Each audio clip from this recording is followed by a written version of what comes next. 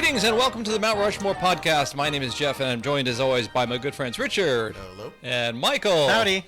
Richard and Michael and I like to are now aware that our cameras are here and we're pointing at them. And... We're looking at them. Oh my god.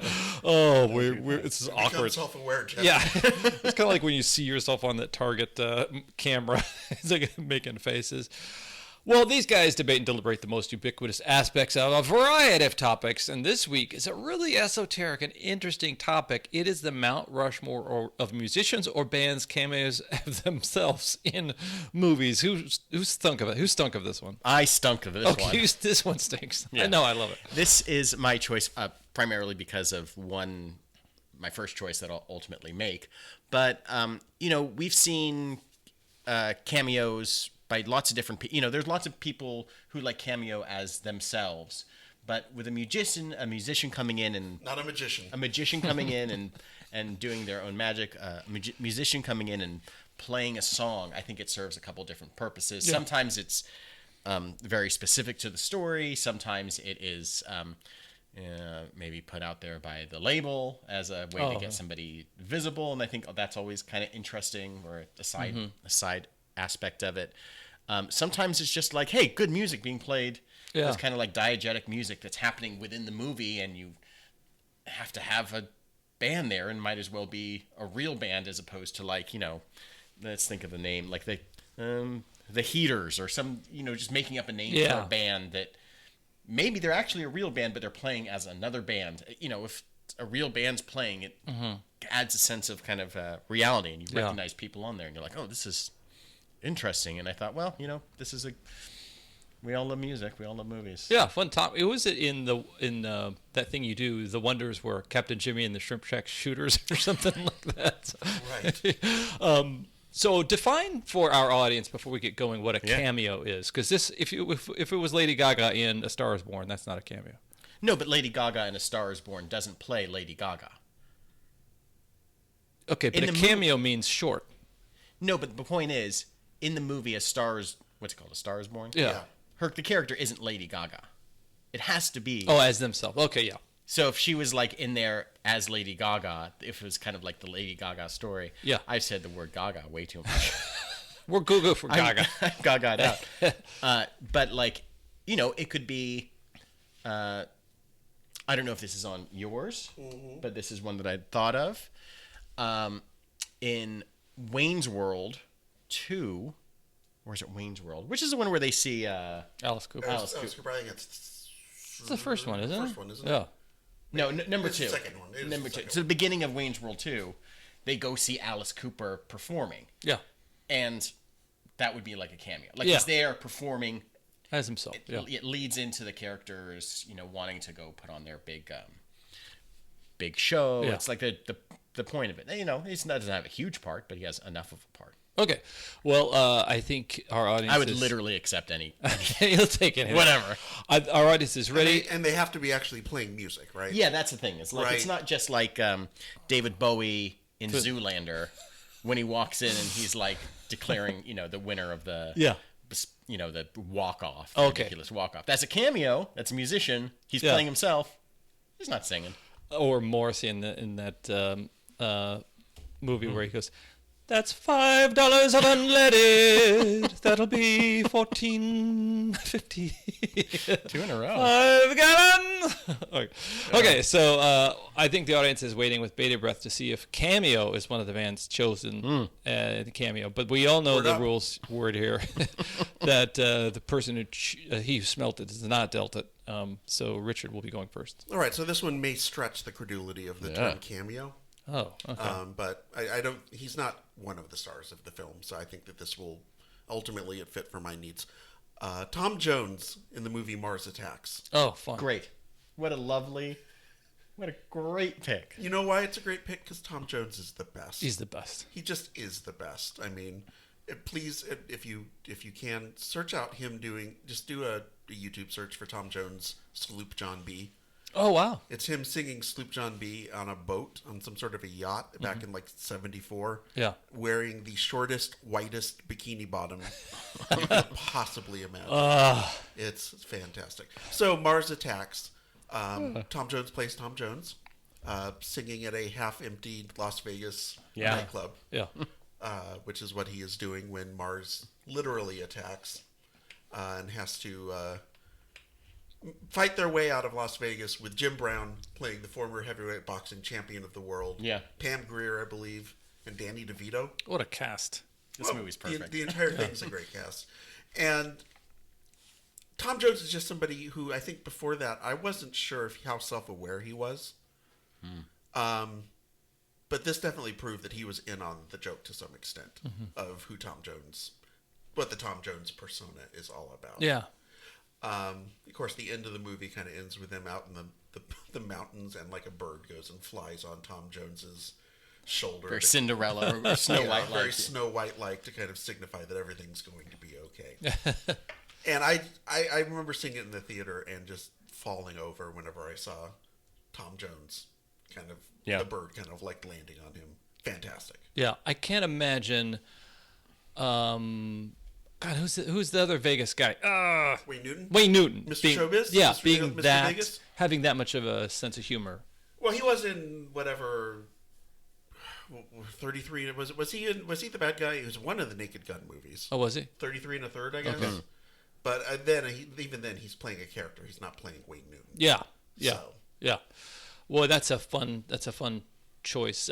Big Tom Jones fan. I bought the DVDs for his like '60s special. Yeah. And it's clear that he just wanted to do everything. 'Cause he would be in all these comedy sketches, and he was just a lead balloon. But game as hell. Well, I want to talk about that. That reminds me of this morning we watched Mark Hamill on The Muppet Show. Oh, yeah. And how he is just so great and such a ham as like a person, and he's always been that way. You know, you think of him now as somebody that's very self-aware and engaged with fans, and then and he's always like, he's a big goofy guy, he's a big nerd, and then you see him like on The Muppet Show, and he's like, oh, this is how he's always been. Just the same way that like Harrison Ford has always been grumpy and gruff and difficult. I'm sure Carrie Fisher was always kind of aloof, sniping, kind of hard, but acerbic. Yeah. But what I really like about this pick is when they give the character something a little bit extra that makes them a little like he's not just there as a singer. He like saves the day. He blasts an alien. Yeah.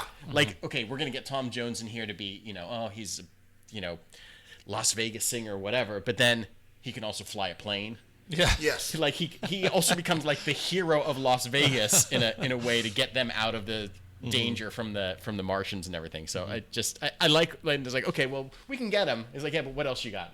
Right. Well, we can do something more. What can we do with him to make it worth our while? Yeah. That's a fun choice. Okay, so Richard has started. Michael, what do you got? I'll use my first choice as the one that I thought of in the first place for a really dumb reason. Macy Gray in Spider-Man. Oh, wow. The 2002 Sam Raimi film. I forgot about that. Of course. I forgot about it, too. Exactly. Macy Gray is performing at Oscorp's World Unity Festival. Some bullshit. Where they just needed a bunch of people out to be in a big crowd scene, and Spider-Man can save, Mary Jane from the Green Goblin flying around, and they have these big, inflatable balloons. And, it's like World Unity Day, or it's something that's so fake for garbage. Clearly, why the amount of people, why would they go to see this thing that's put on by this horrible corporation? I want to know. But two, Epic Records, Macy Gray is performing, and she's out there singing some song. And I thought to myself, watching it, being like, oh, she's there because Epic is owned by Sony. And Sony owns the rights to put on this movie through Marvel. And so I thought, oh, this is just one of those situations where this whole scene is built around some music executive or some executive being like, okay, we got to push Macy Gray. We know that she's a great talent. We got to get her on screen. She does a little bit of acting. She doesn't really act in the movie. She just kind of goes and she sings. But then it's just like, it's when you watch a movie, it's like when you watch like Superman 2 and he gets punched through like the big Marlboro. Yeah. Like all the ads that are just in the background. And like, she she doesn't impact the movie in any way. She doesn't, I imagine all these people are there to see World Unity Day and Macy Gray and give herself this bigger sense of importance in the world.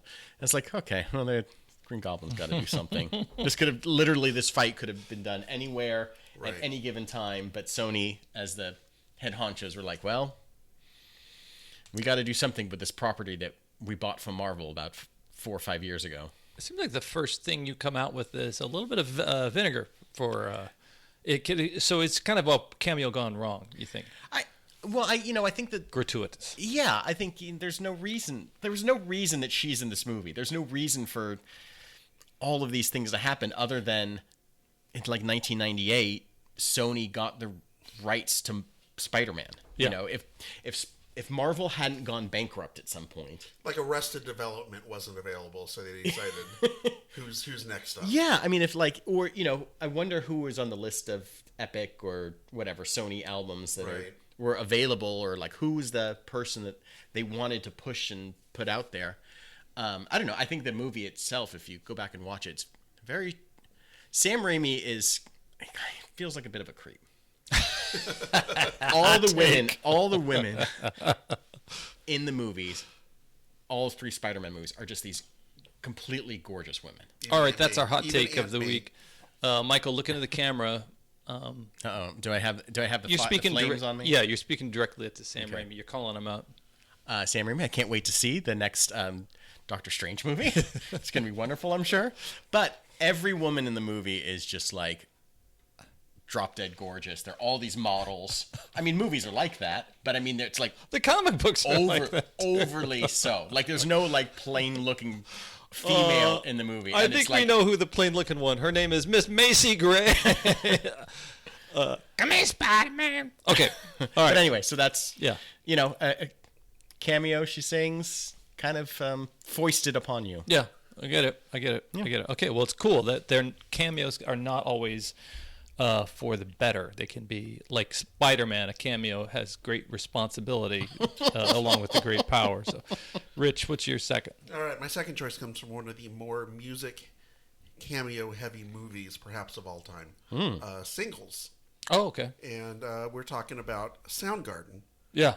Which is who plays Citizen Dick or whatever. No, Citizen Dick was several of the guys from Pearl Jam, and I think Matt Cameron possibly from Soundgarden. Yeah. But no, Soundgarden actually plays as Soundgarden one of the club scenes. Yeah. Earlier in the film, I believe. But where we get to the real cameo genius level of it a little bit later on is Chris Cornell showing up in this one scene where Matt Dillon has installed a new stereo speaker in his car. Yeah. And is blasting it in front of the apartment complex where all the characters live. Yeah.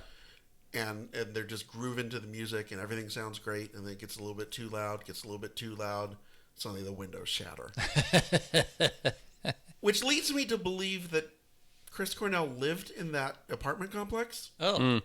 I mean, I don't know where else he would have possibly come from. Mm-hmm. Which leads me to believe, if Chris Cornell was in this apartment complex and you're making a movie about this apartment complex, why isn't there more Chris Cornell in this movie? Oh, interesting. I feel like we should have seen more of the lead singer of Soundgarden playing the lead singer of Soundgarden as a character in this movie. And he was very funny in his very brief role. So, do you feel like you made a few leaps there? Like his appearance in a movie means cinematic appearance means he has actually residenced in a part of the movie, or that? Yeah, I mean, where else?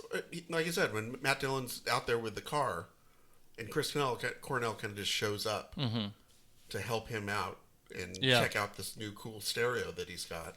Yeah.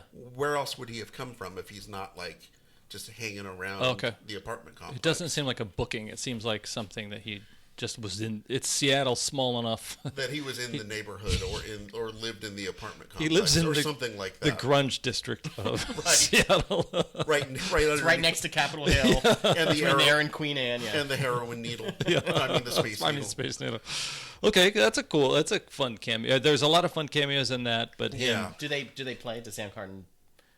Yeah, Soundgarden does play. Like I said, they play in one of the earlier concert scenes. scene. Yeah, one of the concerts. Does that? That's funny. I've never seen Singles. It's one that I know. It's one of those that was like I've seen Reality Bites way too many times. Well, don't do that. But like Singles was one of those that just never quite. It never. I got a hot take. Jeff, can you get me on? Okay, all right. Look right in the camera, Rich. Can you get me on the hot take? Hot take. I'm looking at you, Ben Stiller.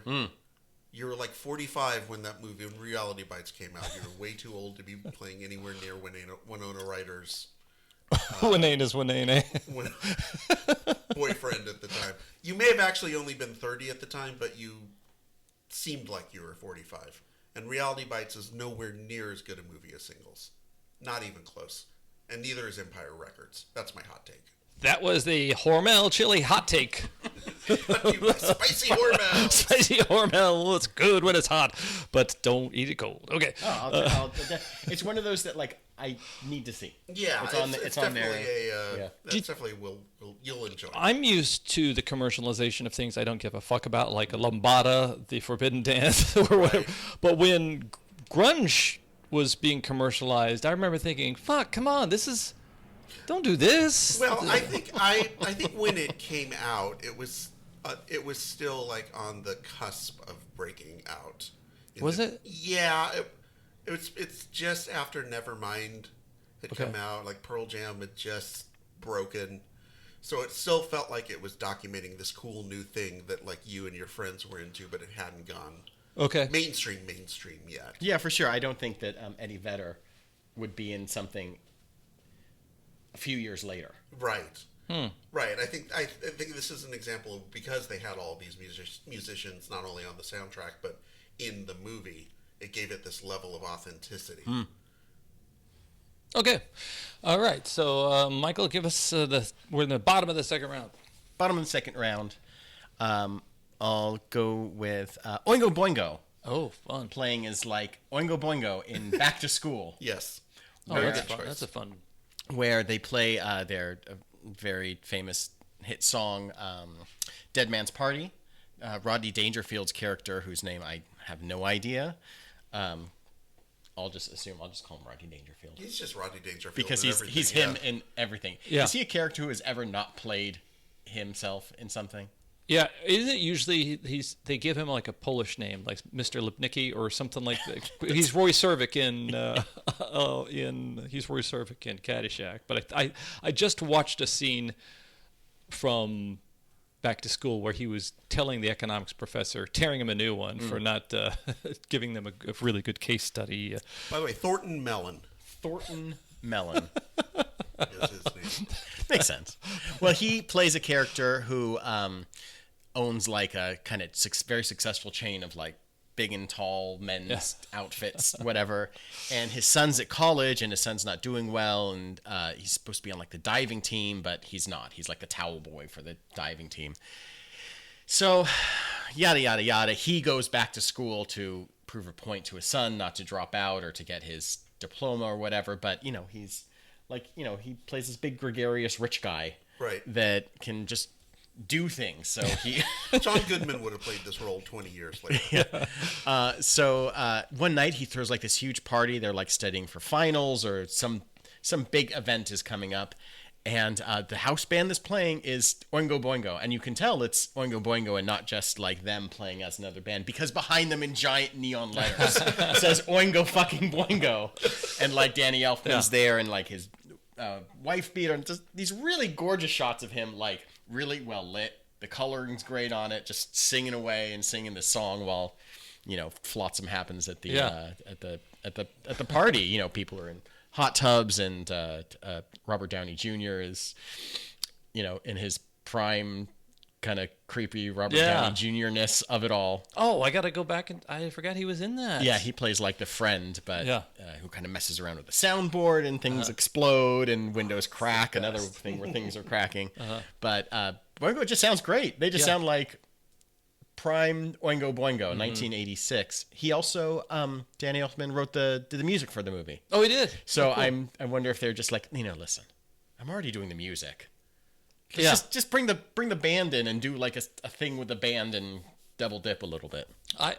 I was a huge fan of his TV show called Square Pegs. Sure. Maybe with Sarah you guys. Jessica Parker Yeah. and Tracy Nelson. Yeah. Okay. Yeah. And they had an episode where Devo was on. And I guess they get paid their live performance fee no matter what. They get paid. They do double dip. Like they get paid. If they use the song, they also get paid somehow the same SAG rates as if they were actually to perform it. So they just said, well, you might as well fucking perform it. So they hired them to do the song first, and then they just wrote them into the show. So I wonder if that's a similar situation with Oingo Boingo in that thing. So that's fun. That actually reminds me that how much Oingo Boingo was kind of more in the mainstream than I realized, because I always thought of them as kind of a little bit of outsiders, but no. Yeah, I mean, you think back to them as the fraternal. What are they? The Fraternal Order of Yeah, Oingo Boingo. the Knights of the Knights of Night. That's what it Mystic was. Knights Mystic of Knights the- of Oingo of the Boingo. Oingo Boingo. Yeah, so they definitely came a long way. Okay, my friends watching out in Streamland or listening on Podcast Land, we want to thank you for being with us. And we've been doing many of these episodes, and we've been plugging away for a long time, and we want to increase our audience base. So if you would do us a solid and go out and share with your good pals who love good podcasts, our podcast, and let them know you dig it. And then do us a solid too and engage with us on social media. We got Twitter, we got Instagram, we got Facebook, and let us know the type of episodes or even topics for episodes that you'd like to see in the future. That would be so freaking amazing. We love it. We love it. We love it if you do that. And then also, hey, while you're at your podcast aggregator listener of choice, download, rate, and review past episodes, because that lets us know that you're out there listening, and it also lets us know how you would rate us and how you think we're doing. So we're back, and then Richard is going to favor us with this third choice. All right, my third choice is Primus Nice. from the 1991 film Bill and Ted's Bogus Journey. Great. It was almost on my list. Really? Yeah. Doing Tommy the Cat. Nice. As the band that goes on right before Bill and Ted have to get up there and do their talent show Battle of the performance, Bands. Battle of the Bands performance. And I chose this because it's another movie that's got several kind of musician cameos that I loved back in '91. Primus being one. It's got Jim Martin, who is a guitar player from Faith No More, in there as another cameo. And I just love this concept of what's the band that if you were have to go on as a Battle of the Band contestant, and you were if Primus was the band that went on before you, and you've got Les Claypool doing all Yeah. that, you would be just like, fuck. Yeah, shit. There's no way anyone's gonna think we're better than that. We're dead. You know how you're gonna be better? Build robot us's. Yeah. You get Death Yes. out there on the Station. drums. Death on the drums would work. Yes. You get Station Yeah. doing whatever it is that Yeah. Station's doing. Yeah. People will just be like, I don't know what I'm seeing. I guess I gotta vote for this. Death's gonna fucking kill us. Fucking vote for Primus. I do remember not thinking it was a great movie when it first came out. It was like a bit of a disappointment after Bill and Ted's Excellent Adventure. Me being 15 at the time. Yeah. I went back and rewatched it before the last Bill and Ted came out with the kids just to get them ready for it. And it's really good. Mm-hmm. You know it's like a really good movie. It's right up there in that self-aware world that like Gremlins 2 kind of lives in, where it came out of the movie, out of Gremlins, and it was like, okay, we can poke fun at ourselves. Everyone loved the first one. You can't go back and make the same movie. So like Bill and Ted's Bogus Journey, they're like, we can do like crazier stuff, and the rules of this can apply however we want. Yeah. Were they? Right. Was this the one where they kind of having a seance? Is that into? There's some. I remember learning that the screenwriters or producers or somebody were themselves cameoing in the movie too. Oh, really? So at that point, realizing how self-aware it was. This wasn't "Dude, Where's My Car?" It's a little bit more meta, nuanced and meta. Yeah, yeah. Well, that's a fun one too. I think Primus, did they just play in LA like last Sunday or something? Did like they? That? Yeah, I think they just played here. They didn't show up on my my tracker of No. of all the shows that I'm not going to. Yeah, yeah. Okay. Because I'm old. I'm old. Michael, what's your third? My third choice is the band Twisted Sister in Pee-wee's Big Adventure. Nice. Very nice. And as Pee Wee Herman is recovering his bicycle, trying to get it back. He finally makes it to like the Burbank Warner Brothers lot, and is kind of riding his bike through the back lot past a Godzilla film being filmed, and through like jungle sets, and over this car for Twisted Sister playing I don't know the name of the song. We're not gonna take it. You're gonna burn in hell. Okay.